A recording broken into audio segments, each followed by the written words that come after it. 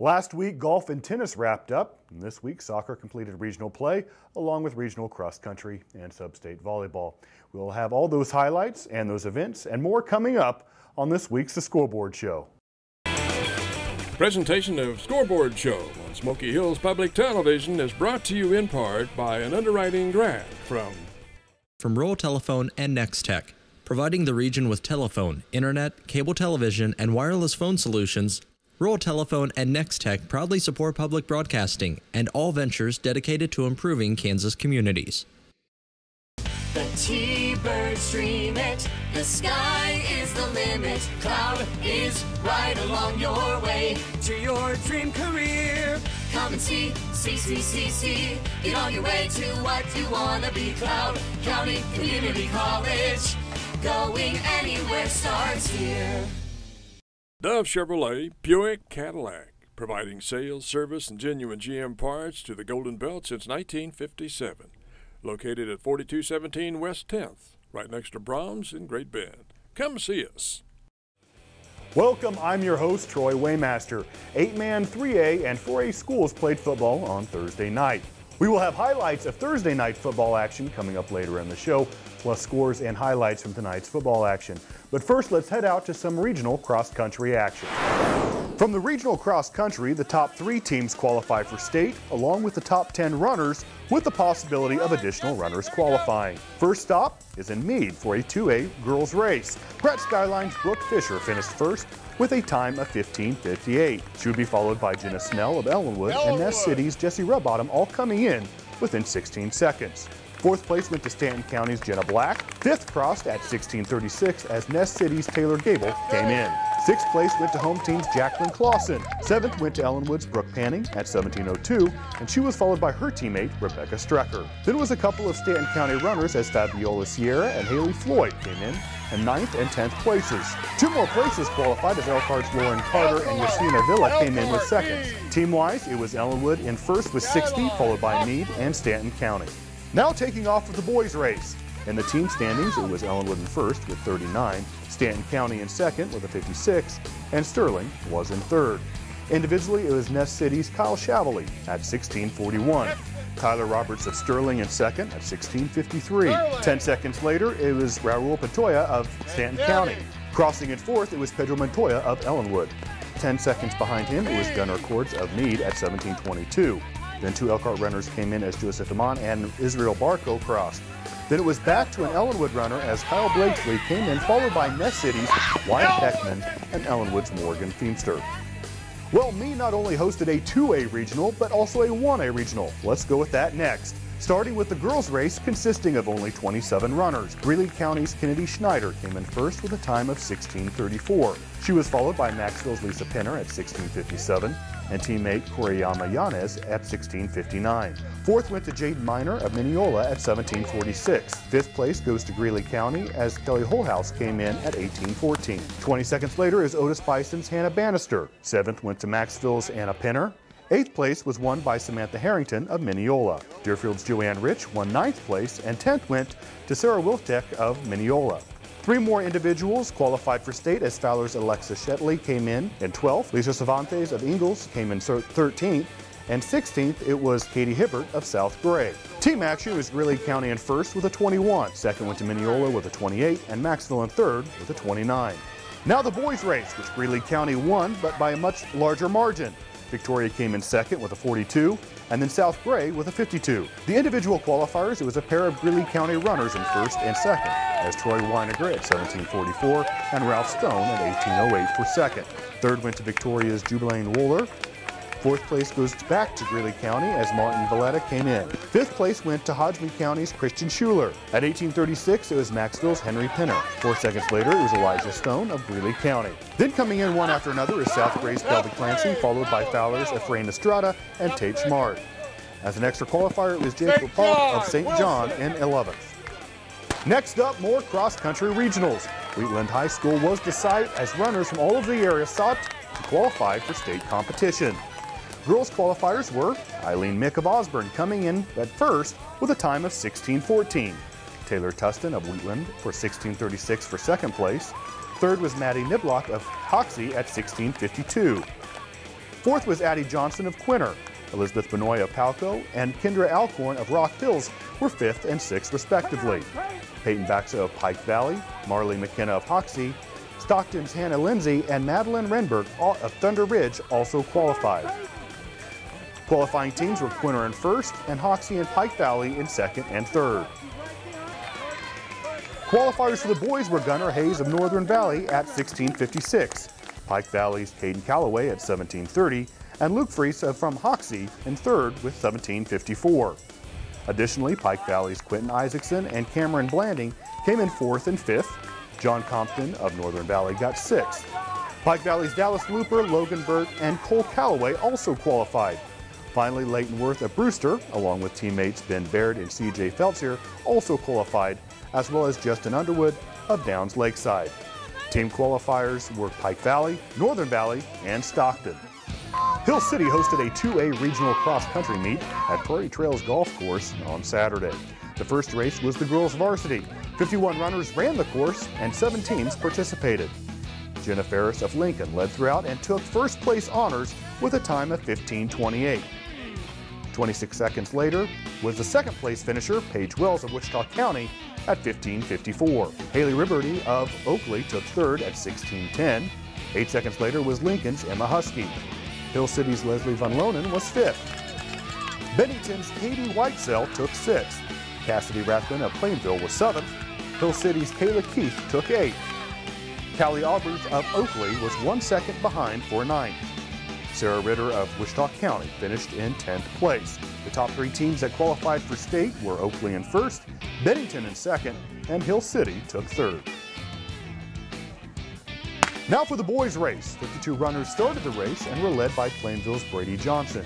Brady, who was last year's state runner-up, goes on to finish 1st with a time of 17:02. 14 seconds behind was Tyler Shields of Decatur Community at 17:16. 3rd place was Trenton Coleman of Republic County with a time of 17:55. Next was teammate Brandon Zinger in 4th place.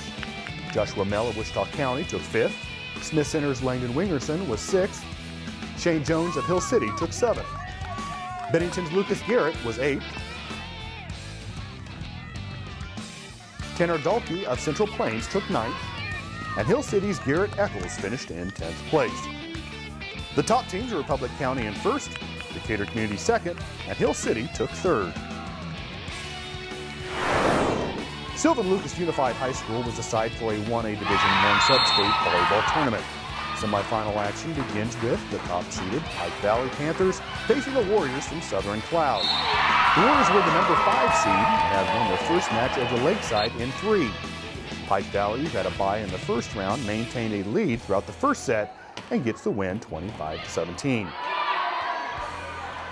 The second set was much closer, with the score being tied at 17, and the Panthers pull ahead and win the match 25-18.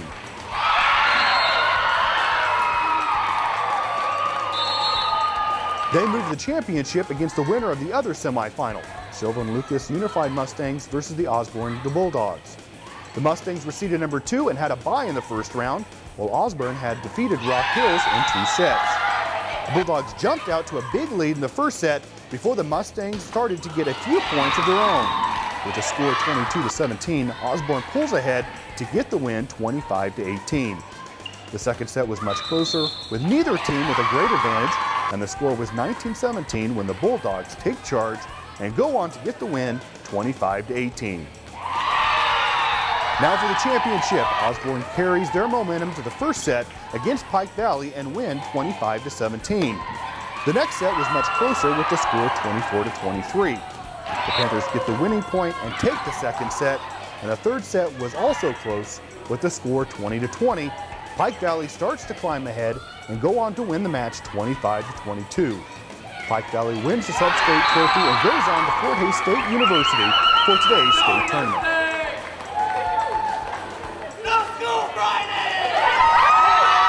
We now go to Stockton for another 1A Division I sub-state volleyball tournament.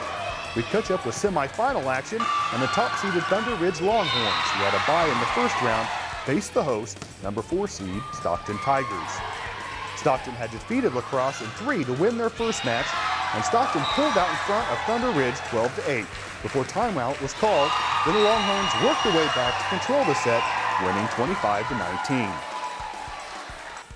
In the second set, the Longhorns came out strong with an 8-2 lead. Stockton struggled and did get up to 13 points, but that was all, as the Tigers fall to Thunder Ridge 25-13 to win the match and advance to face the winner of the Hoxie versus Clare match. Hoxie was the number 2 seed and received a bye in the first round. The Bulldogs won over St. Francis in 2 to win their first match. The first set was close with a tie score at 11. Later with the score tied at 15, Quinter starts to pull ahead.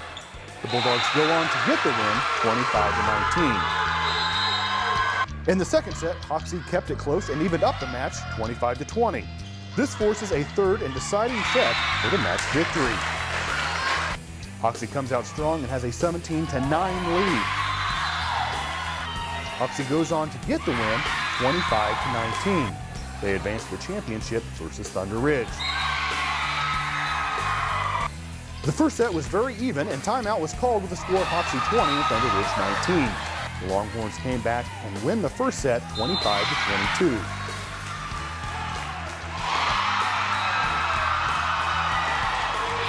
Hoxie wasn't going to give up and they used their momentum to even up the match with a 25-15 victory.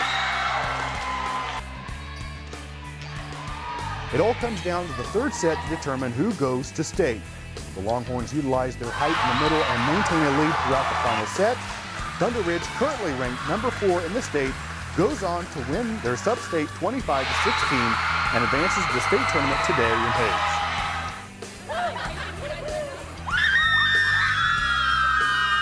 The date last Saturday, the place Ellis High School. The event, Class 2A Sub-State Volleyball. We pick up at the semifinals. Hill City, fresh in their victory over Waukene Trigo Community, took on host school Ellis. Both schools were hungry for a victory and the first game saw a ferocious back and forth. That is until Hill City started to pull ahead. Soon the Lady Ringnecks managed to turn that advantage into a victory, winning the first game 25-12. The second game was similar, with Ellis scoring 6 more points, but ultimately succumbing to the Ringnecks. On the other side of the bracket, Oakley took on Smith Center. Oakley had a solid game against Oberlin Decatur Community, but that warm-up didn't do them much good.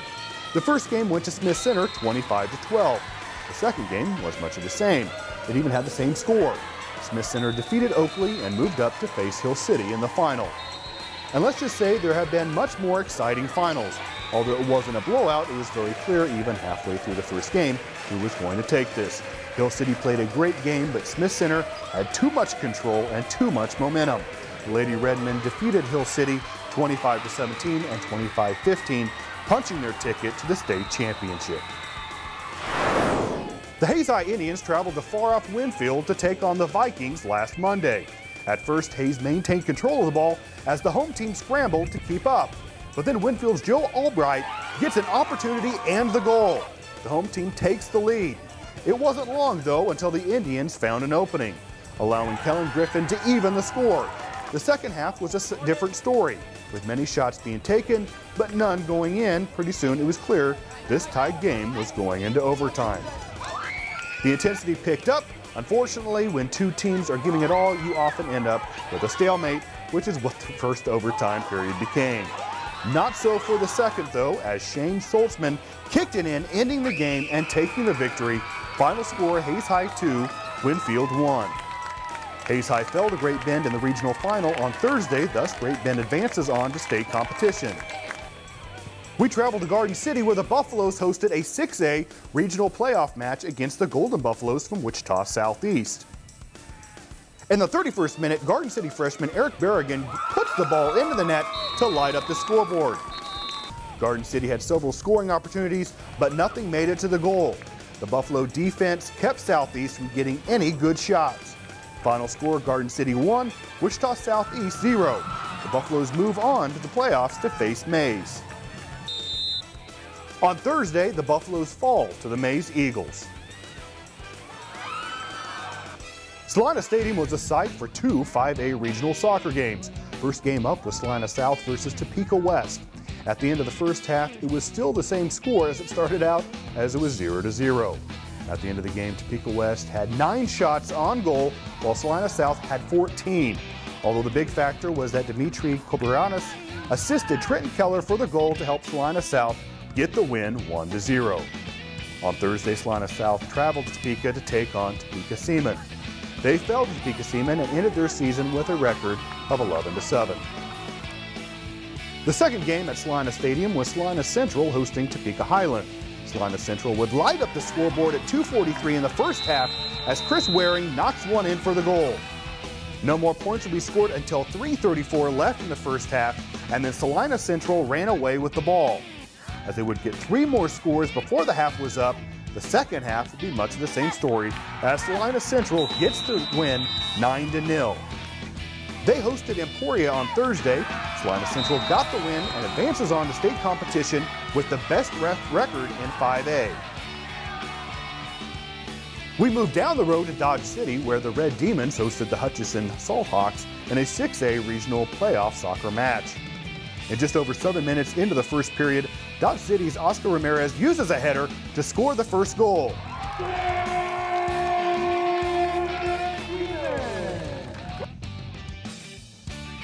The Red Demons' Victor Rojas puts in another goal following this corner kick.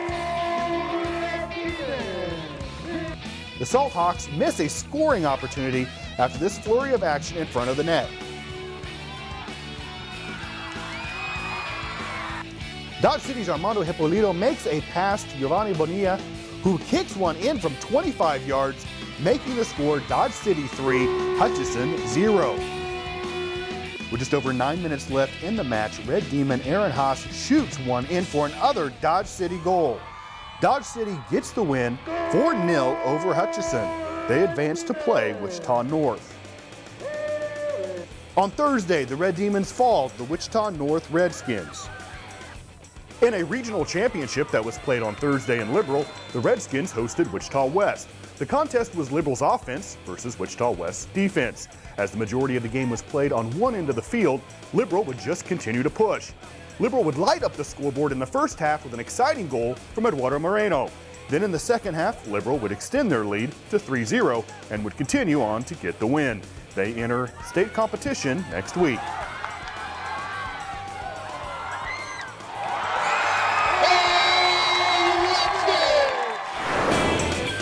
Presentation of Scoreboard Show on Smoky Hills Public Television is brought to you in part by an underwriting grant from Bethany College is helping me begin my path in life.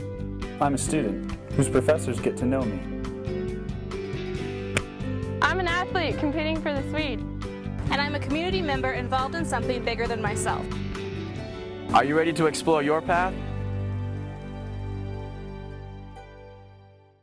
Exhibit Customs does cars and trucks, wheels, tires, truck accessories, audio, video, subs and amps. It's not just the products they offer, it's the service behind the products. Get it tough, get it loud, get it mean, get it downright bad. Exhibit Customs, you're an individual, prove it. It's time now for some football here on the Scoreboard Show, and we'll get to Friday night's games, but not before we see some highlights from Thursday. I'm Casey McAvoy, and after this short break, we'll go helmet to helmet here on Smoky Hill Public Television. Football action on Scoreboard Show is brought to you in part by Simpson Farm Enterprises of Ransom, Hayes, Great Bend, and Beloit, your local spray coop and Apache dealer. We'll start off in Goodland, where the TMP Monarchs were hoping for a shot at the state playoffs. Unfortunately, Goodland isn't going to give them much of a chance in this game. TMP standout quarterback senior Nick Hammocky back to pass. Doesn't seem to have an open receiver until he finds Shane Zimmerman. Gage Eyrig on the tackle. Low snap to Hammocky, but he rifles it over to Jacob Fouts, and he'll turn a 5-yard reception into a 15-yard gain on the play. Hammocky to pass again, and in a whole lot of traffic, he finds Taylor Piper for the Monarch touchdown. The Goodland Cowboys are tough enough to wear pink in support of Breast Cancer Awareness Month. Lane Hurl takes a handoff from Reed Bellamy and gets a short gain on the play. Host of Monarchs on the tackle, and good sportsmanship on both sides of the ball. Otis Bison Cougars versus Frankfort Wildcats. These two teams didn't play last year and met in the middle at Salina St. John's Military. Matt Croniger in the end zone. Nice adjustment for the score. Patrick Piper slips a tackle and goes green down the sideline until he finds a sweet spot. Touchdown, Otis Bison. 2-point play. Keller has Zach Stayskull for the conversion. And finally, a Frankfurt highlight, but it's a punt. Jacob Roxerman kicks it away. Krottinger takes it at the 10-yard line. He's going to go up the middle, loses the football, and scoops up his own fumble. No one to beat, and that's another score for the Cougars as they go up 3-0. Victory on the road in Thunder Ridge. Corey Dinkle tosses left to Tanner Hobbs, and no gain on the play as Garrett Krager assists on the tackle. Blaine Raby takes the snap and keeps it, cuts inside, finding Dalton Dreiling of the Knights defense. Pitch to Joel Struckoff. He brings it left, loses his feet, but a flag on the play. Raby under center. It's a pass. He Romos it directly to the other team, and Dreiling gets a pick, and he'll get a nice defensive return on the play. Up the middle, give to Dreiling, and Dakota Foreman is there for the stop, and a helmet flies off. Dinkle in deep shotgun on 4th down, scrambles right and throws this one up. Austin Herman will steal this one from Victoria. Thunder Ridge gets a pick of their own and a nice defensive return as well. That man is a cowboy. Thunder Ridge fans loving the Scoreboard show. Russell Broncos come trotting into Eagle Country and Colby. Nash Karst at quarterback gives to Dylan Walker up the middle, and he finds the seam, hoping to go all the way, and is just shoestring tackled by Mason Scholl. Karst on the keeper, and Andrew Taylor breaks away from his block for the tackle, and Connor Chris gets the assist. Karst will run a sweep here, tries to beat Chris to the pylon, just gets knocked out on the 1-yard line. But he'll convert on the keeper here and get 6 for the Broncos. Now Colby's ball. Luke Cox with the quick toss to Bo Brown, and he'll pick up about 10 right here as Alex Baldwin makes the initial tackle. Going the other direction, Cox to Brown, and more than a first down as he breaks tackles with only the safety to beat. Karst makes a good angle on the tackle and saves a big play from being a little bit bigger. Cox fakes the handoff, and the Russell defense will take this one 50 yards and all the way to the end zone. Touchdown Colby, and the ever so popular chest bump to finish off the score. Tescott Trojan cheer squad showing their love for the Scoreboard show. Casey, the good name Robinson, takes the snap, gives it to Austin Herbal, who takes it far side, making the Dragons miss tackles and taking it all the way home for the touchdown. Jordan Best for the Dragons, quick toss right, and Braden Browning picks up the Wilson first down. Best scramble right, looks to pass downfield, has a man open. It's Marcus Denham for the 6. Quarterback keeper. Best brings it right, fakes a toss, and piles his way into the end zone for another Dragons score. Back to Tescott and Herbal. The dangerous runner stiffs arms a tackle, comes near sideline, and takes it 25 yards to the end zone. Touchdown Trojans. In Lakin, the Broncos take on Southwestern Heights. Tied game in the 3rd quarter when Lakin would finally take off. Bryant Miller gives to Shandon Marino. Forward progress stopped by the play. Miller looks to pass. Reno Armstrong makes the catch as he falls down. It's a reception just in bounds. Southwestern Heights with a nice run here. Gage McAtee and Dalton Schallberg in on the tackle for the Broncos defense. Back to Lakin we go with a big Montana Fuller leading blocking for Miller, who slips a tackle and almost another, finally brought down in the secondary. Same play as Montana pulls all the way from left field to make room for Miller. Same results, positive yardage, about a 25-yard game. Give to Miller, pancake block by the state of Montana, gets Miller into the end zone. And the no-shirt dance by the Lakin fans. A little play action here, and Miller looks to pass deep down the far sideline, and Reno Armstrong makes the catch, and another Bronc touchdown. Chase Cats on the road in Stafford. Zach Oberle will bring it left, get a 25-yard gain with 10 of those yacked yards after contact, and Austin Sinatee finally brings him down. 4th and goal, Cats and Lucas Ingham pushing the Trojan defense back into the end zone for the score. Stafford Times, Needy at quarterback, and almost sooner than he can hand it off to Chase D and Hunter Gillespie in the backfield for the tackle. Oberle to pass. Cole Brady is open, and a little circus juggle here, but he brings it in for the touchdown. Eric Shelton on the coverage. Stafford to run the ball. Positive yards here as Tristan Paulson picks up a hard-fought 5 on 2nd down. Cole Brady in motion for the Cats. Oberle in the shotgun to pass, and the man in motion is open for another Chase touchdown and a nice over-the-shoulder catch. Sharon Spring Wildcats taking on the Wheatland Grinnell Thunderhawks. Gavin Mote under center, a little toss and lead block for Eli Coleman as he gets it to the 1-yard line. And it is 4th and goal. Toss left, and Coleman will take it way outside and cross the goal line for the Wildcats. We head now to my alma mater as the Kinsley Coyotes play host to a tough Ness City football team. And I like this play as Colin Foose is picked off by Taylor Abel, and he'll take it down into Eagle territory. Flag coming in at the end of the play. But not so fast Coyotes as Nathan Frame sets up in shotgun.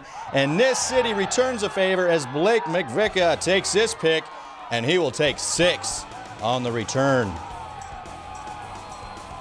Touchdown, Ness City. Frame for redemption. Back to pass. My man, Levi Hirsch, pushes past Carlos Alves in coverage and turns on the wheels for a 70-yard touchdown pass for the C-O-Y-O-T-E-S. Hoo-ah! Colin Foose takes the snap, and Colton Ratliff gets a nice run up the middle just shy of the first down. Foose back to pass, and leaping up for the grab is Dalton Gantz. Touchdown, Ness City. Screen play. Frame to Tyson Espinosa, 1st down and more, and Espinosa is juking the secondary at the 30.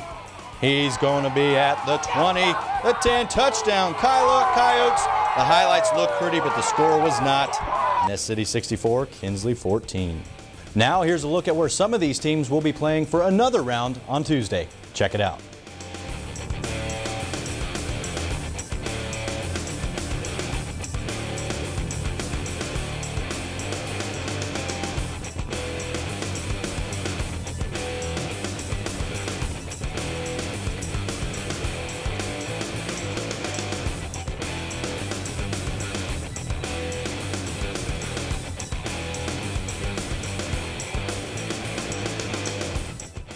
Welcome back. It's time now for Friday highlights, with some teams looking for a win, meaning a spot in the state playoffs, and others who are already in are playing for home field advantage. In Ellis, Oakley's number 7 at quarterback. He hands off to number 5, and he'll take it far left and picks up about 10 yards on 3rd and 7 for the 1st down. Riley Hunsicker in the shotgun for the Railers, looking to pass, has Gerald Hurl beyond the flat. He'll take this and run with it for a good 25 yards before Oakley's number 3 knocks him out of bounds. In the battle of the unbeatens, one here will lose and the other gets home field advantage.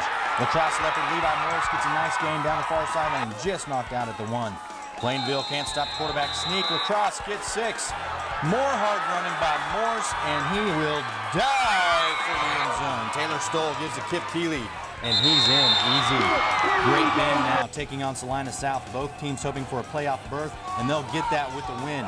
Mitch Cottis under center, quick toss to Lopez. Lopez fumbles, Salina South recovers. Panther offense, Cottis pass off to Mauricio Uribe on, he's open on 3rd down. Great Bend again, Cottis pass up high to Uribe again. This time he finds the end zone for the touchdown.